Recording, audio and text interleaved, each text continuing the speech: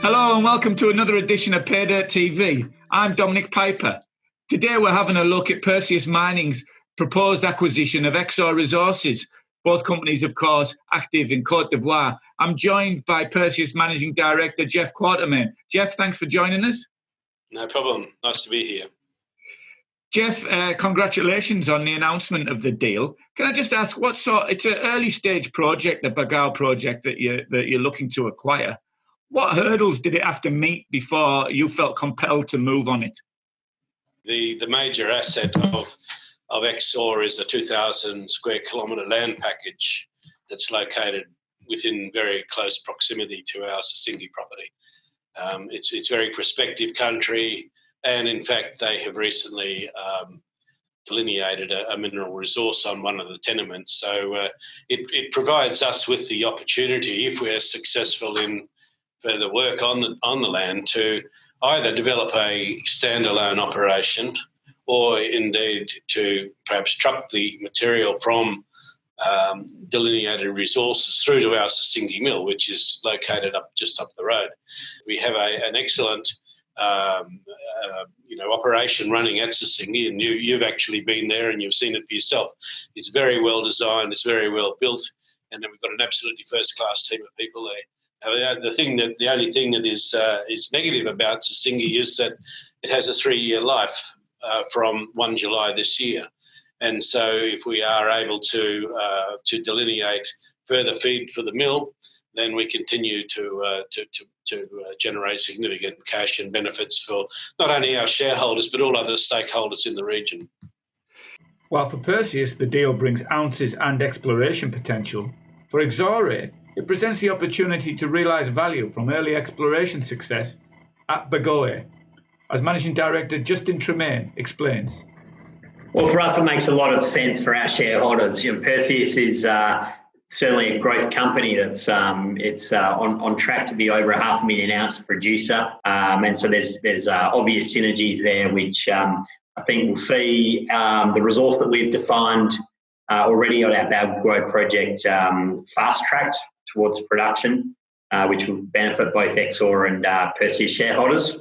And obviously Exor shareholders aren't subject to financing risk that is often an issue for single project companies when they get to the stage of development. And obviously the offer and the proposed transaction with Perseus is at a substantial premium to where our share price has been trading of recent time, and even over the last 3 to 6 months.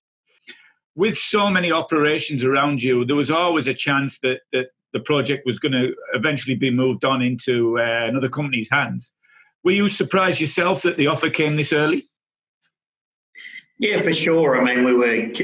It's only been 18 months, as you point out, for us in Côte d'Ivoire, and we think we'd achieved a lot of success in a relatively short period of time. I guess the catalyst to it was that we had a joint venture partner, minority joint venture partner, who was approached and decided to sell their 20% interest to a third party, which then triggered a preemptive right that we had, and really, I guess, put the spotlight on the project and presented an opportunity for Perseus, as it turns out in this case, to act sooner rather than later. What do you think it says about the West African gold scene in particular? Well, as I've been saying all along, I think it says a lot for Côte d'Ivoire in particular. You see regular world-class gold discoveries over the last 10 years being made in West Africa. Côte d'Ivoire, I think, has got left behind a little bit in terms of the exploration focus that's happened in West Africa over the last 10 to 15 years.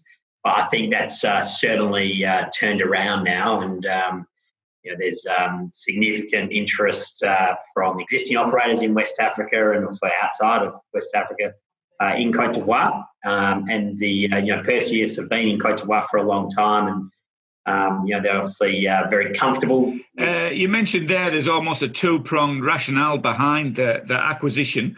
both as a potential feed source for Sisingwe Mill, but then also the wider exploration potential. Is the one or the other that was more compelling in this deal, or are they equally weighted? Additional mill feed for Sisingwe is a pressing issue in the sense that we have a 3-year life ahead of us unless we delineate more resources either on our own properties or indeed on newly acquired properties. So in that sense, I guess that is a significant driver. But I wouldn't underrate the opportunities that arise from the broader area at all. We will be sitting down in the next couple of weeks with the Exor people, and we'll be working through what the opportunities are and things of that nature, and with the objective at the end of the day of monetising this acquisition. If you were an Exor shareholder, what would be exciting you most about being able to become part of the wider and larger Perseus group? Oh, well, I think if I was an Exor shareholder, I'd be bursting to hold Perseus stock. We have an excellent growth profile.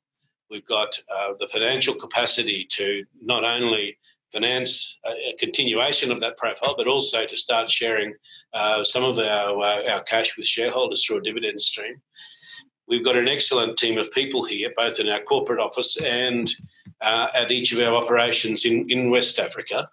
We've got a very strong licence to operate in each of the countries where we are. And I think, basically Perseus has got all the ingredients of a very, very strong gold mining company. What does that say about the opportunity that's on offer in West Africa then? It's had its critics at times, but yourselves and other ASX-listed companies are flying at the moment. Is that a sign of what's achievable there?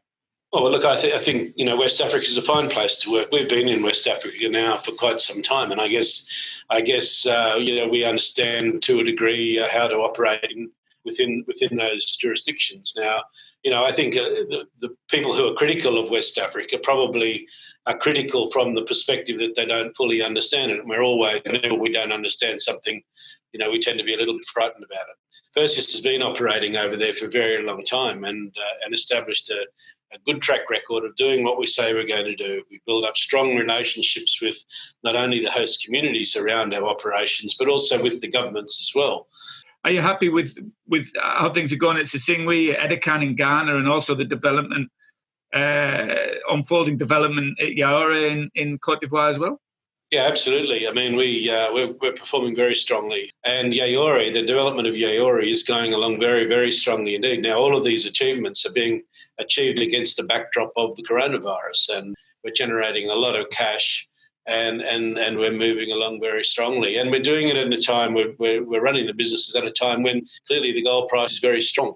You're one of a number of operators in West Africa now who can make that boast. Jeff, thanks very much for your time today. Congratulations and good luck with completing the deal. And hopefully we can speak again when the Exor ground is all under Perseus control and you've got some exploration plans in place. Thank you.